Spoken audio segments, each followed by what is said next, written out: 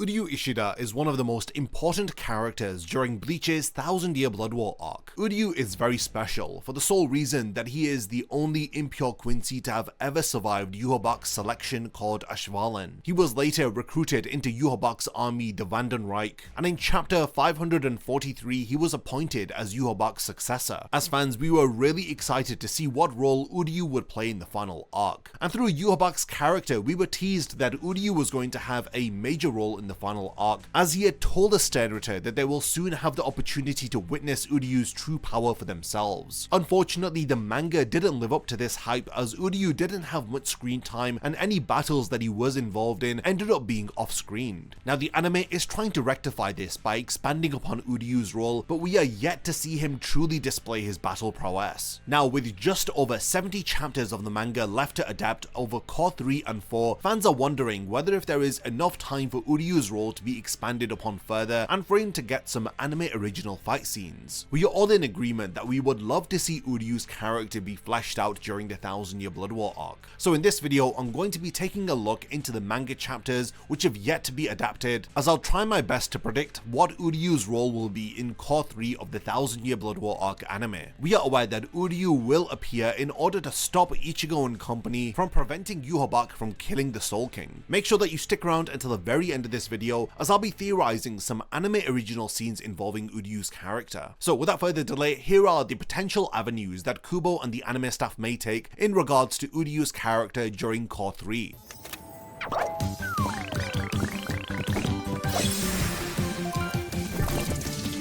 Discover the Undead Collection and be amongst the very first to join us on our journey over at getsuga.com.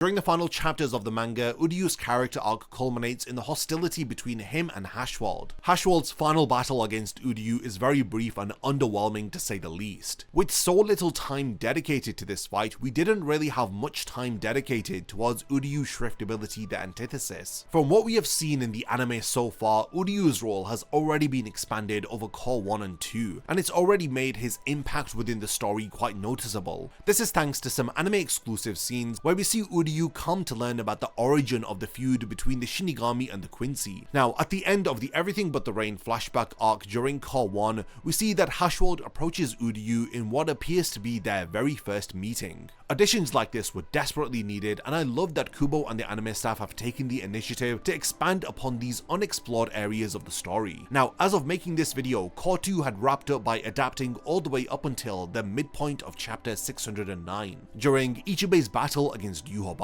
Now, the anime did include some original scenes at the end of Core 2 where Uryu uses his shrift ability, the Antithesis, in order to assist Yhwach from escaping from Kiryu Hikifune's Cage of Life. Now, leading up to Core 2, we had a lot of promotional material which was hinting towards a major battle between Uryu and Ichigo. I mean, the opening sequence for Core 2 was all about the two of them facing off against each other, and yet we only got to see brief glimpses of their interaction right before Uryu heads up to the royal palace. So, are these promises of a battle between Uryu versus Ichigo going to be fulfilled in Core 3? Let's find out by delving into the possibilities of what can happen over the course of the next 13 episodes of the Bleach anime. The Schutzstaffel versus the Zero Division is one of the most highly anticipated battles of Core 2, and it ends with Senjumaru's Bankai being revealed and the Quincy being trapped within it. Now, we know that from chapter 610 that the Zero Division members, including Ichibe, will actually be defeated. Hashwald tells Uryu that Yhwach had been fighting with his eyes shut. This is because Yhwach's shrift ability has been sealed for the last 1000 years. So as the Quincy Emperor song had prophesied, His Majesty would open his eyes before the 9 years of power were over, and this would allow him to regain the power of his shrift letter A, the Almighty. Now that Yhwach is in possession of the Almighty, it allows him to see and alter the future. It also enables him to consume the power of others. This is the very power that is used by the Soul King in order to maintain the cycle of reincarnation that exists within the world of Bleach. Soon after opening his eyes, Yhwach makes quick work of Ichibe by killing him,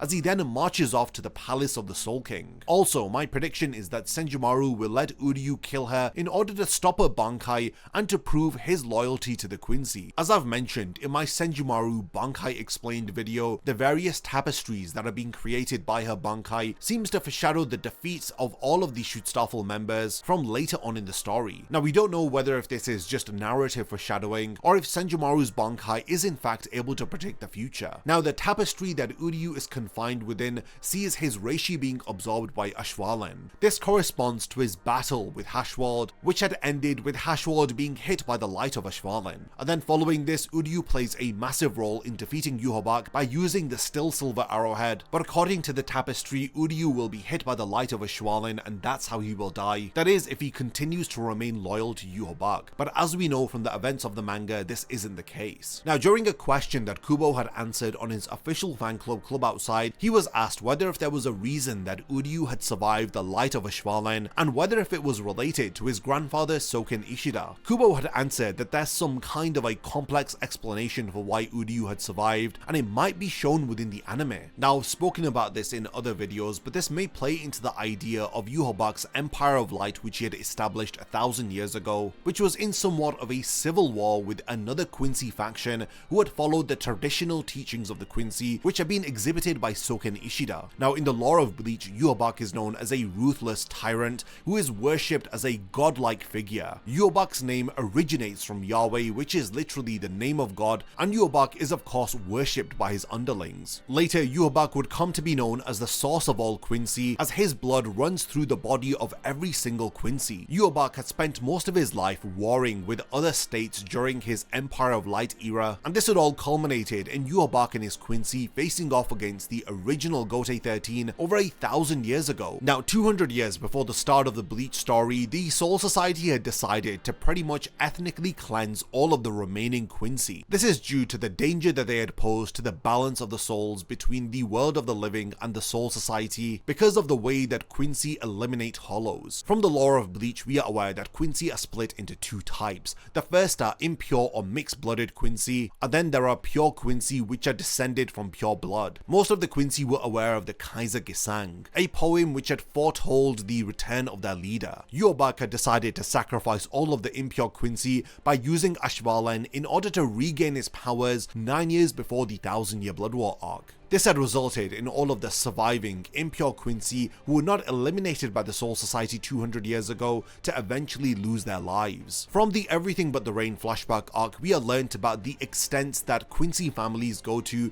in order to keep their blood pure, with how Ryuken Ishida was originally supposed to marry Masaki Kurosaki. All of this backstory and lore about the Quincy hints at some unanswered details, which hopefully Soken Ishida's character can clear up via some flashbacks which may be present in Core 3 or 4. Many fans have speculated that Uryū wasn't affected by Yhwach's Ashwaulen because of his latent shrift ability, the Antithesis. Additionally, Soken Ishida may have had knowledge of the Ashwaulen, because in chapter 684, Ryuken actually recalls the words of his father, Soken Ishida. He had told him that a silver clot appears within the heart of a victim of Ashwaulen, and this silver is called the Silver of Stillness. By mixing this still silver with the blood of the individual who had casted Ashwaulen, then it interferes with that individual's abilities. So we know that Soken Ishida wasn't just an ordinary Quincy. He may have known about Ashwaulen from his time as a Quincy within Yhwach's invisible empire. At some point over the last 1,000 years, the Ishida family had escaped from the Wandenreich.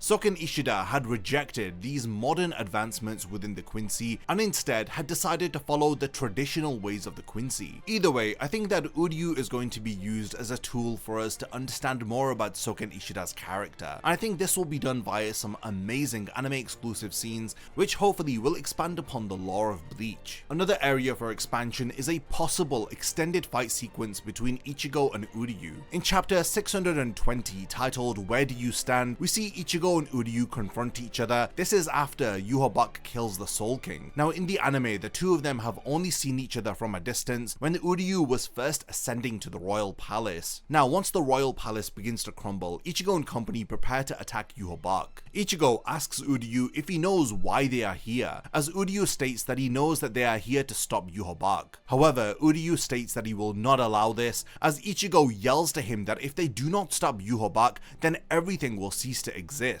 Now this includes the world of the living, the Soul Society, and Hueco Mundo. Uryū appears to not be concerned with this, as he confirms that he knows exactly what is about to happen. Now there there is a lot of opportunity for expansion for this particular confrontation, and I do hope that the anime staff do give us somewhat of a Ichigo versus Uryū fight here. It would be a great way for us to see Uryū's extended moveset now that he has joined the Quincy, and he may well even show off his Shrift ability, the Antithesis, during this brief encounter. All of this would be excellent foreshadowing for Uryū's role in Core 4, where we know that he's going to eventually face off against Yhwach, which I think will also be expanded upon within the anime because it happened mostly off screen within the manga. Uryū's traitor arc is already being given a lot of love and attention within the anime, as Uryū's entire character and his role has been altered within the final arc of the anime. Because of this, fans who aren't aware of the manga will really be speculating about Uryū's true motives, whether if he has truly betrayed Ichigo and the others, or if all of this is an actual ruse. Within the manga, Uryū's traitor arc was cut short, with Yhwach immediately suspecting Uryū's motives, and thus the readers weren't really allowed to go on that journey of believing that Uryū has betrayed Ichigo and the others. The anime already has done a much better job of convincing us that Uryū is a traitor, and I'm really looking forward to how Kubo and the anime staff build upon what they have already done. It would be amazing for us to see a flashback to see how the death of his mother, Kanai Katagiri, had affected Uryū, and it would be cool to see how Uryū reacts to when he finds out that Yhwach is responsible for the death of his mother. Also, has the Antithesis played a role in helping Uryū to have survived the Ashwalan? And additionally, there's so much about Uryū's moveset as a Sternritter that we just haven't seen. We haven't seen him use Blutvein, Blut Artery, or even seen his holy form. I've no doubt that via some extended anime-only fight sequences, hopefully Uryū's character and his moveset will be expanded upon, and I just have a lot of hope for what we can expect to see within Core 3 and 4. So we've reached the point of the video where I want to hand over the discussion to all of you. How do you think Uryū's role will be expanded upon in Core 3? How is he going to escape from Senjumaru's Bankai? Do you think that we're going to see more of Uryū's Shrift ability, the Antithesis? And can we expect to see an Ichigo versus Uryū battle in the next Core? And please do let me know if I've forgotten to mention anything about Uryū's role in Core 3. I look forward to reading all of your comments, and lastly, thanks for making it to the end of this video, and I can't wait to see you in my next Bleach video.